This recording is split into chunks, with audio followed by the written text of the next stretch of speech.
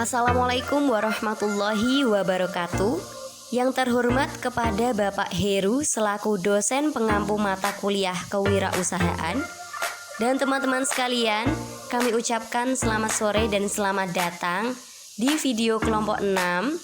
Hari ini kami akan memaparkan materi mengenai strategi pemasaran. Sebelum itu, alangkah baiknya kita memperkenalkan diri terlebih dahulu.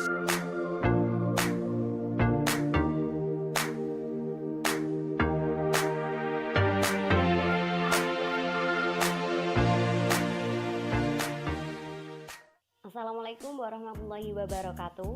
Perkenalkan, nama saya Nais Jihan Nisrina, NIM 270. Saya dari semester 4. Di sini saya sebagai pemateri pertama akan memaparkan materi berisi tentang definisi strategi pemasaran. Nah, sebenarnya apa sih pengertian dari strategi pemasaran ini? Kelompok kami sudah menjelaskan di dalam makalah bahwa strategi pemasaran adalah upaya untuk memasarkan suatu produk, entah itu barang maupun jasa, menggunakan pola rencana tertentu dan taktik tertentu, sehingga berdampak pada jumlah penjualan menjadi lebih tinggi ataupun meningkat. Selanjutnya yaitu adalah strategi pemasaran memiliki peran penting dalam suatu perusahaan ataupun bisnis. Alasannya, karena salah satunya ini berfungsi untuk menentukan nilai ekonomi suatu perusahaan, baik berupa harga maupun jasanya. Salah satu ahli mengemukakan pendapatnya mengenai pengertian materi strategi pemasaran ini.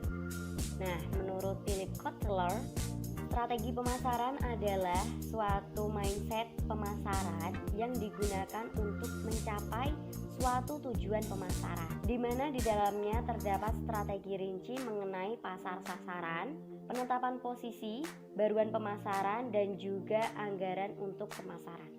Kesimpulannya yaitu strategi pemasaran adalah upaya yang dilakukan oleh perusahaan dalam rangka untuk mencapai tujuan tertentu. Karena potensi untuk menjual proposisi ini terbatas pada jumlah orang yang mengetahui hal ini. Sekian dari saya, kurang lebihnya mohon maaf, akan dilanjutkan oleh pemateri selanjutnya.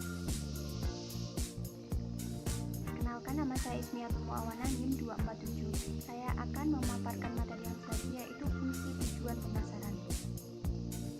Secara garis besar, tujuan pemasaran dapat ditarik menjadi 4 poin besar. Yang pertama yaitu meningkatkan motivasi untuk melihat masa depan. Strategi pemasaran berupaya untuk memotivasi manajemen perusahaan atau wirausahawan agar dapat berpikir dan melihat masa depan dengan cara yang berbeda. Hal ini sangat diperlukan untuk menjaga kelangsungan perusahaan di masa yang akan datang. Yang kedua yaitu koordinasi pemasaran yang lebih efektif. Setiap perusahaan pasti memiliki strategi pemasarannya sendiri. Strategi pemasaran ini berfungsi untuk mengatur arah jalannya perusahaan sehingga dapat membentuk tim koordinasi yang lebih efektif dan tepat sasaran. Yang ketiga, merumuskan tujuan perusahaan.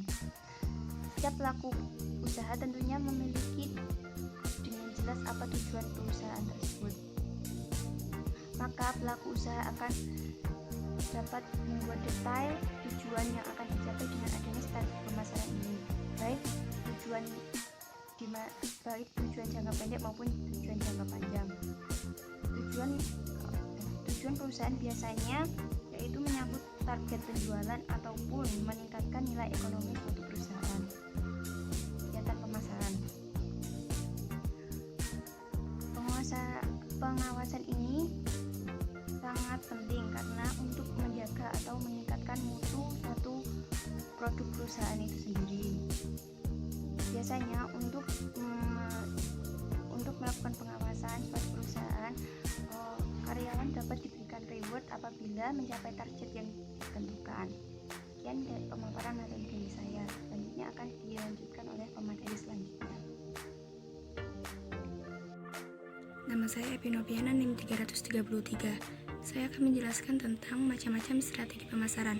Sebelumnya, agar kita mengetahui strategi pemasaran yang bermanfaat, terlebih dahulu kita harus mengetahui jenis kebutuhannya. Yang pertama ada kebutuhan primer, yaitu kebutuhan akan bentuk atau kelas produk. Yang kedua, kebutuhan selektif adalah kebutuhan akan produk atau suatu merek perusahaan tertentu. Di dalam kebutuhan primer, ada strategi kebutuhan primer yang dirancang untuk menaikkan permintaan, meningkatkan kelas produk. Di dalam strategi kebutuhan primer ada dua strategi. Yang pertama, strategi menarik pengguna baru. Ada beberapa poin di dalam strategi menarik pengguna baru. Yang pertama, meningkatkan kesediaan untuk pembeli. Yang kedua, meningkatkan kemampuan untuk pembeli. Selanjutnya, strategi meningkatkan kemampuan pembelian untuk pengguna saat ini. Ada beberapa poin. Yang pertama, menambah situasi pengguna. Yang kedua, meningkatkan konsumsi produk. Yang ketiga, mendorong penggantian produk. Selanjutnya, dalam kebutuhan selektif pun ada strategi kebutuhan selektif. Ada dua strategi. Yang pertama, strategi kemampuan mempertahankan. Yang pertama, strategi mempertahankan konsumen. Ada 3 poin. Yang pertama, memelihara kepuasan pelanggan atau konsumen atas prestasi produk yang kita jual. Yang kedua, menyederhanakan proses pembelian bagi pembeli. Yang ketiga, mengurangi daya tarik atau peluang agar pembeli tidak beralih atau pindah ke pesaing. Yang kedua, strategi menjaring pelanggan. Ada beberapa poin. Yang pertama, posisi berhadapan. Contohnya, kita bisa datang langsung ke rumah pelanggan untuk menjual atau mempromosikan produk yang kita jual. Yang kedua, posisi berbeda. Contohnya, memodifikasi semenarik mungkin produk yang kita jual agar pelanggan tertarik untuk membeli. Dan jangan lupa memberi merek atau nama perusahaan yang menciptakan produk. Oke, lanjut menjelaskan materi. Saya Rahmat Nur Hakim, NIM 261 dari kelompok 6, ingin menjelaskan poin D, macam-macam strategi pemasaran. Nah, jadi kalau dalam makalah itu sudah dijelaskan ya, macam-macam strategi pemasaran dalam dunia bisnis. Nah, kali ini dalam video saya ingin menjelaskan macam-macam strategi pemasaran dalam dunia pendidikan atau yang berkaitannya dengan sekolah. Jadi sekolahnya itu dipasarkan ke sekolah yang lebih bawahnya. Jadi dalam macam-macam strategi pemasaran itu ada yang pertama expo sekolah. Nah, expo sekolah itu apa? Yaitu memperkenalkan sekolah ya jenjang lebih tinggi ke jenjang yang di bawahnya. Jadi menjelang penerimaan peserta didik baru atau PPDB, para waka kesiswaan atau waka kurikulum itu membuat tim atau membentuk tim yang terdiri dari guru-guru yang berada di sekolahnya. Nah, guru-guru yang berada di sekolahnya itu kan dalam sebuah tim ditugaskan untuk memperkenalkan profil-profil sekolahnya, kelebihan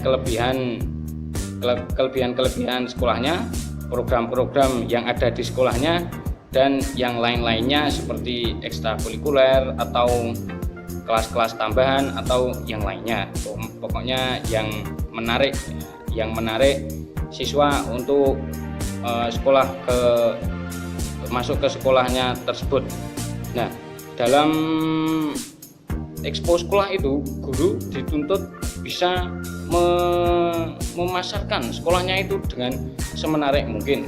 Jadi kita kan jurusannya PAI ya, basicnya keguruan. Nah itu karena ada mata kuliah kewirausahaan yang isinya diantaranya tentang tema ini, pemasaran. Nah itu kan sangat perlu sekali karena kemungkinan besar ya besok kalau kita jadi guru disuruh untuk memasarkan sekolahnya, jadi kita tahu sedikit-sedikit tahulah tentang pemasaran mengenai sekolah. Jadi lebih mudah karena sudah mempelajarinya. Dan macam-macam strategi pemasaran yang kedua yaitu melalui brosur atau spanduk atau iklan. Jadi memperkenalkannya itu tidak harus datang ke sekolah. Kita hanya saja perlu membuat brosur atau spanduk yang dipasangkan pada tempat-tempat ramai.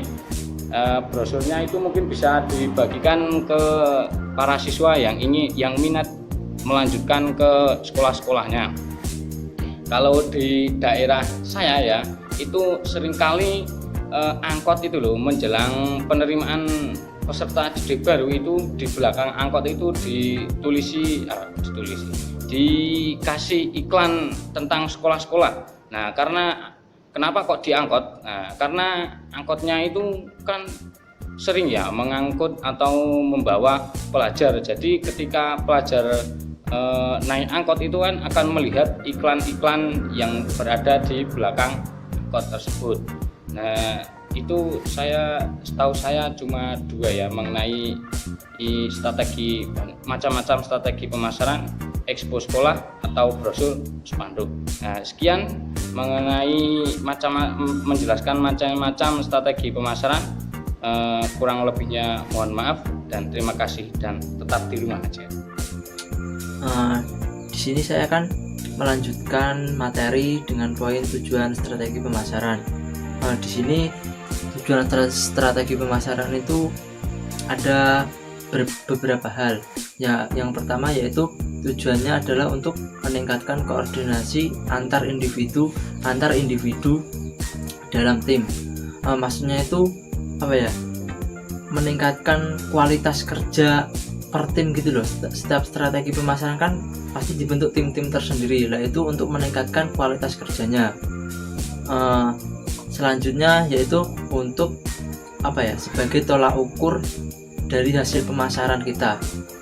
Maksudnya itu untuk tolak ukur pemasaran yang sebelumnya dengan sesudahnya. Lah itu sebagai tolak ukur gitu loh. Kita asumsikan atau kita katakan yang pemasaran pertama dengan pemasaran B itu lebih bagus yang mana antara A dan B. Lah itu kita buat strategi kedepannya mau bagaimana. Selanjutnya yaitu untuk sebagai kita itu untuk melangkah ke depannya itu bagaimana gitu loh. Kan kalau kita memiliki strategi pemasaran, kita tuh mesti memiliki rencana-rencana. Nah itu tuh rencana gitu tuh kita jadikan sebagai gitu kedepannya tuh harus bagaimana, terus mau bagaimana, seperti itu. Dan selanjutnya ini sebagai cara kita beradaptasi untuk pemasaran kedepannya. Ya itu maksudnya tuh seperti ini. Strategi kita yang seperti ini, apakah itu bisa beradaptasi dengan kondisi yang seperti ini. Lah jadi itu kita membuat strategi, berarti kita harus membuat 2 strategi dalam kondisi yang berbeda. Jadi itu kita paskan itu yang pas, yang seperti apa, seperti itu.